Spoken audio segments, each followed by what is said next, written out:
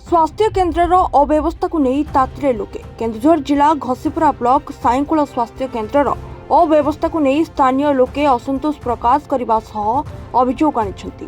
तुरंत साईकुल स्वास्थ्य केन्द्र उपरे केन्दुझर सीडीएमओ और जिलापाल दृष्टि नदेले अंचलवासी पक्षरु आगामी जून 22 तारिख में अनशन सह धर्मघट करने को चेतावनी दैछंती। अंचलवासी स्वास्थ्य केन्द्र में आंबुलांस नथिबा, रोगी को सठिक भावे सेवा न मिलिबा, डाक्तर नर्स और कर्मचारी माने ठीक भावे कार्य न करिबा, बारंबार कार्य अवहेला करने नहीं अभियोग आनिछंती। तेबे जिला प्रशासन और स्वास्थ्य विभाग साईकुल मेडिकल समस्या दूर करने अंचलवासी दाबी करिछंती। मो नाम मिस्टर राजीव लोचन चक्र, घर साईकुल, मार दुर्गा बणिक संघर प्रेसिडेंट अच्छे। आमर ये साईकुल सीएससी बहुत पुरातन सीएससी, आगु किसी ठीक चलता। विगत 10 वर्ष है स्वास्थ्य सेवा पूरा विपर्यस्त हो विपर्यस्त इन द सेन्स गवर्नमेंट आसला भाविलु कि गोटे परिवर्तन हम एवं आम जिला जेहेतु मुख्यमंत्री आम भाविलु मेडिकल भी फुलफिल हम तांको ये जो मेडिकल फुलफिल हम बोली आम बहुत आशा करके लेटर देइथिलु गत 8 तारिख रे, जोटा कि होचे मे 8 तारिख। तार डेडलाइन 31 मे 31 तारिख दिया जाइतिला। मे 31 तारिख तार डेडलाइन सरी गलानी। एबे आमे गोटे 5 तारिख रिमाइंडर दउचु, जोटा कि 5 तारिख आमे दउचु जून 22 तारिख हंगर स्ट्राइक हेबो। आउ ए जो आपन जो न्यूज बातला एटा भी सब ठीक ठाक बातला, किछ भूल भारी नै, किंतु आर टिके प्रतिकार कले भलो हबो। काहेकि ना जेहेतु हमर पाखरे एनएस होउची, एठी आंदपुर रो हाटोडी जोन, जाजपुर रो गोटे ब्लॉक डिपेंड करूची, एमती अन्य मिसे 20 टी पंचायत डिपेंड करछन्ती। आर कोनोसी जो रोगी रो जो स्वास्थ्य सेवा मौलिक सुविधा रो वंचित होउछन्ती। मो नाम प्रवीर कुमार चक्र, मोर घर हूँ साईकुल।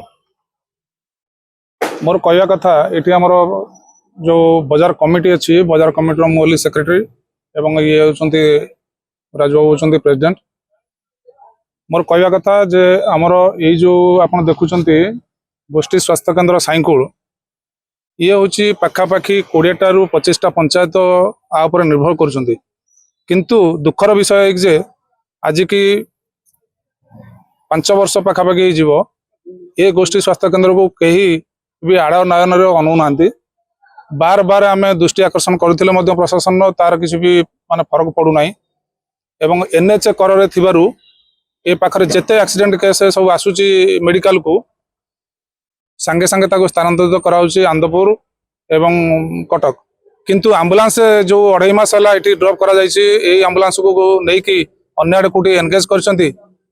आउ डॉक्टर नहांती, नर्स नहांती कि कौन सी स्टाफ भी रोना। एवं जो एसएससी रो जो हमरो हेड अछंती जो मेडिकल ऑफिसर, सी भी कौ दिन आसिले कौ दिन आसुना, तांकर मनमुखी शासन चलची।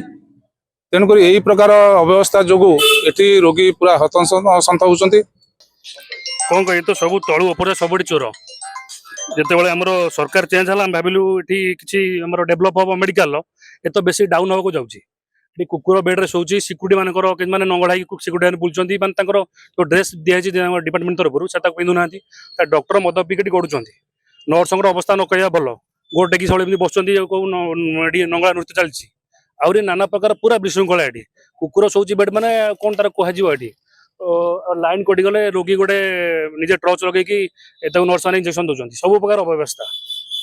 आठ मेन तो पानी प्रोब्लेम ये पानी किसी लोक आलतू फालतू लोक कनेक्शन नहीं मेडिकल ओनली पानीटा मेडिकल रहा कथा किसी अननेसेसरी पर्सन मेडिकल कनेक्शन नहीं सब प्रकार अवस्था। मैंने आंबुलांस ना गोटे एक्सीडेंट है जोरदा पाखे मुझे गोटे प्राइवेट वेहिकल पैसा खर्च कर आनली लोकर पैसा देखिए से कटक नहीं गले आंबुलांस 2 घंटा मतलब मिलला नहीं।